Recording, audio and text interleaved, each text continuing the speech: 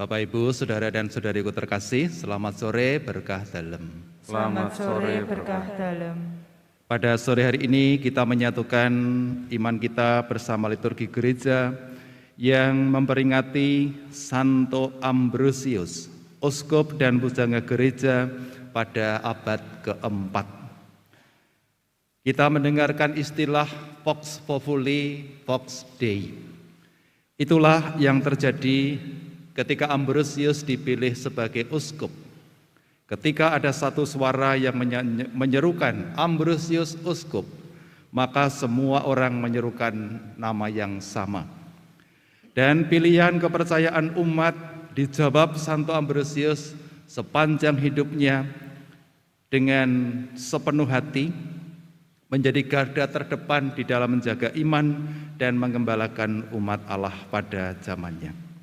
Mari Allah Bapa pembela umat beriman, Engkau mengangkat Santo Ambrosius menjadi uskup, pengajar iman dan teladan kekuatan.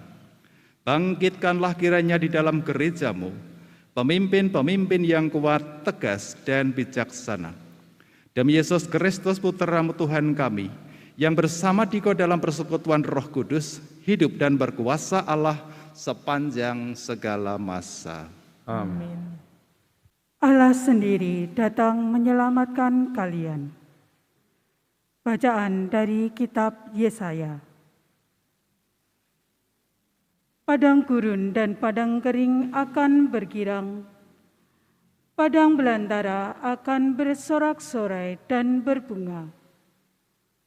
Seperti bunga mawar, ia akan berbunga lebat, akan bersorak-sorak, ya, bersorak-sorak dan bersorak-sorai. Kemuliaan Libanon, semarak Karmel dan Saron akan diberikan kepadanya. Orang akan melihat kemuliaan Tuhan, semarak Allah kita.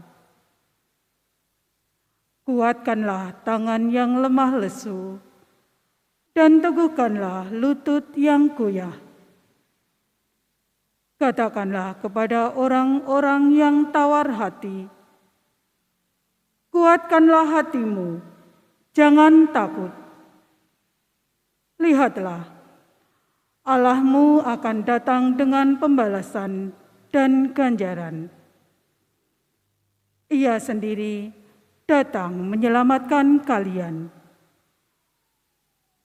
Pada waktu itu, mata orang-orang buta akan dicelikkan, dan telinga orang-orang tuli akan dibuka. Pada waktu itu, orang lumpuh akan melompat seperti rusa, dan mulut orang bisu akan bersorak-sorai, sebab mata air memancar di padang gurun dan sungai di padang belantara.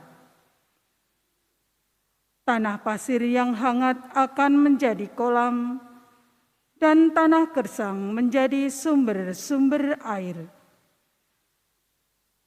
Di tempat serigala berbaring akan tumbuh tebu dan pandan. Di situ akan ada jalan raya yang akan disebut Jalan Kudus. Orang yang tidak tahir tidak akan melintasinya, dan orang-orang pandir tidak akan mengembara di atasnya. Di situ tidak akan ada singa, binatang buas tidak akan menjalaninya, dan tidak akan terdapat di sana orang-orang yang diselamatkan akan berjalan di situ, dan orang-orang yang dibebaskan Tuhan akan pulang dan masuk ke Sion dengan bersorak-sorai, sedang sukacita abadi meliputi mereka. Kegirangan dan sukacita akan memenuhi mereka, kedukaan dan keluh kesah akan menjauh. Demikianlah sabda Tuhan. Syukur kepada Allah. Allah sendiri datang menyelamatkan kita. Allah sendiri datang menyelamatkan kita. Aku ingin mendengar apa yang hendak difirmankan Allah. Bukankah Ia hendak berbicara tentang damai kepada umat-Nya? Sungguh, keselamatan dari Tuhan dekat pada orang-orang takwa dan kemuliaannya diam di negeri kita. Referen, Allah sendiri datang menyelamatkan kita. kasih dan kesetiaan akan bertemu, keadilan dan damai sejahtera akan berpelukan. Kesetiaan akan tumbuh dari bumi, dan keadilan akan merunduk dari langit. Referen, Allah sendiri datang menyelamatkan kita.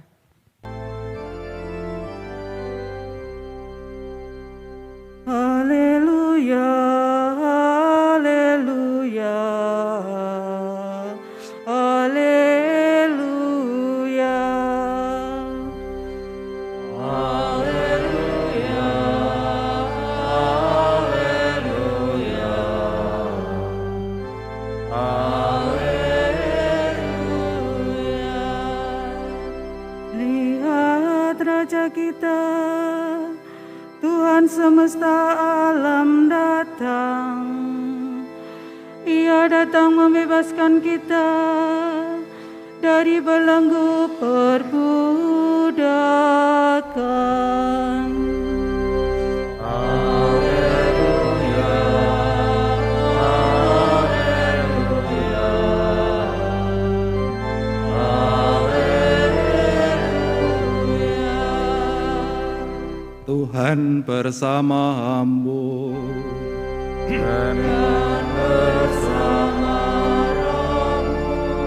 Inilah berita gembira Yesus Kristus menurut Santo Lukas. Dimuliakanlah Tuhan.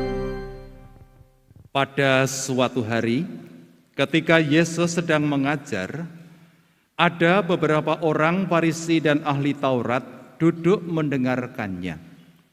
Mereka datang dari semua desa di Galilea dan Yudea dan dari Yerusalem.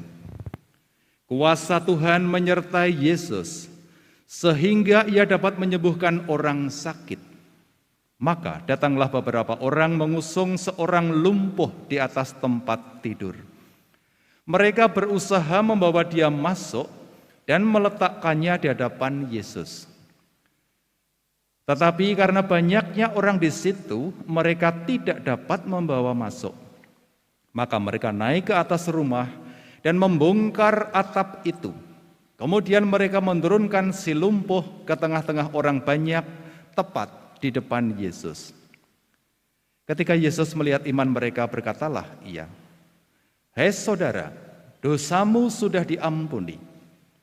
Tetapi ahli-ahli Taurat dan orang-orang Farisi berpikir dalam hati, "Siapakah orang yang menghujat Allah ini? Siapa dapat mengampuni dosa selain Allah sendiri?" Akan tetapi Yesus mengetahui pikiran mereka, lalu ia berkata kepada mereka, "Apa yang kalian pikirkan dalam hati? Manakah lebih mudah mengatakan, 'Dosamu sudah diampuni,' atau mengatakan, 'Bangunlah dan berjalanlah'? Tetapi supaya kalian tahu bahwa di dunia ini Anak Manusia berkuasa mengampuni dosa." Lalu Yesus berkata kepada si lumpuh, "Aku berkata kepadamu, bangunlah, angkatlah tempat tidurmu dan pulanglah ke rumah." Seketika itu juga, bangunlah orang itu di depan mereka, lalu mengangkat tempat tidurnya dan pulang ke rumahnya sambil memuliakan Allah. Semua orang takjub, lalu memuliakan Allah. Mereka amat takut dan berkata, "Hari ini kita telah menyaksikan hal-hal yang sangat menakjubkan." Demikianlah Injil Tuhan. Terpujilah Kristus.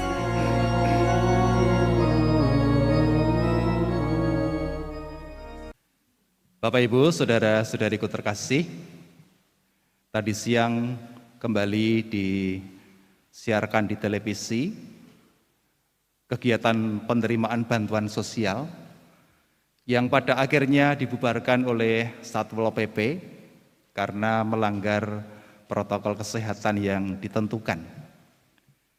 Dan peristiwa itu pasti bukan yang pertama dan yang terakhir. Sudah amat sering hal seperti ini terjadi.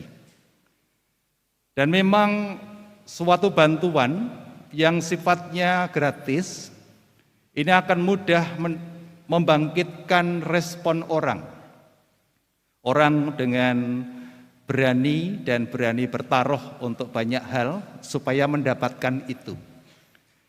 Salah satu faktor animo ini muncul dan semangat itu ada karena kebutuhan. Tentu kebutuhan ini menurut kadar yang berbeda-beda yang dirasakan setiap orang. Nah, Bapak Ibu, saudara-saudariku terkasih, minggu kemarin Santo Yohanes Pembaptis menyuarakan warta pertobatan.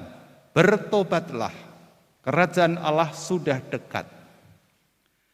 Dan persiapan Yohanes ini untuk menyongsong menantikan kehadiran Tuhan Yesus yang adalah pembawa, pelaksana, dan juru warta utama kerajaan Allah tadi. Tuhan Yesus yang kita siapkan dan kita sambut nanti di dalam perayaan Natal adalah pembawa keselamatan.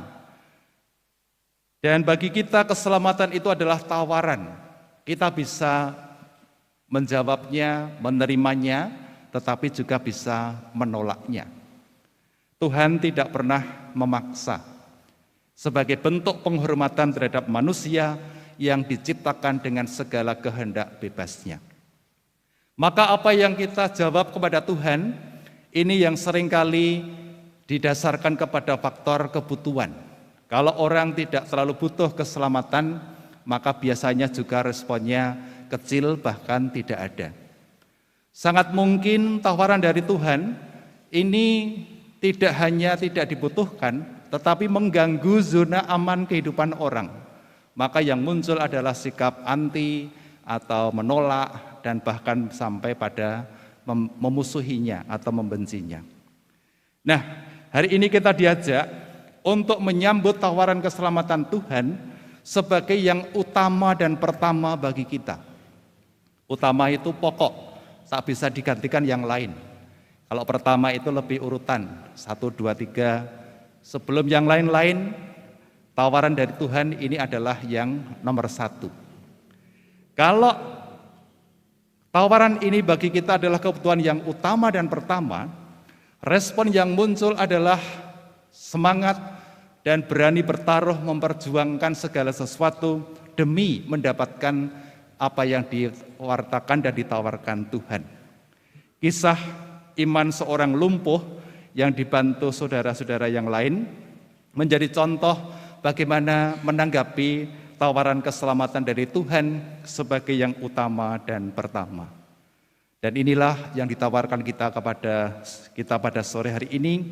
Apa yang diwartakan dan ditawarkan Tuhan adalah utama dan pertama dan membangkitkan animo kita, respon kita, tanggapan kita lebih daripada yang lain-lain supaya kita dapat mendapatkan dan mengalaminya. Mari kita mohon supaya semangat ini dengan teladan Santo Ambrosius yang sepanjang hidup menjawab tawaran dari Tuhan lewat pengembalaannya sebagai uskup pada waktu itu sungguh membuat kita senantiasa tidak dijauhkan dari rahmat kerajaan Allah tadi. Amin. Kemuliaan kepada Bapa dan Putra dan Roh Kudus. Seperti pada permulaan, sekarang, selalu, dan sepanjang segala abad.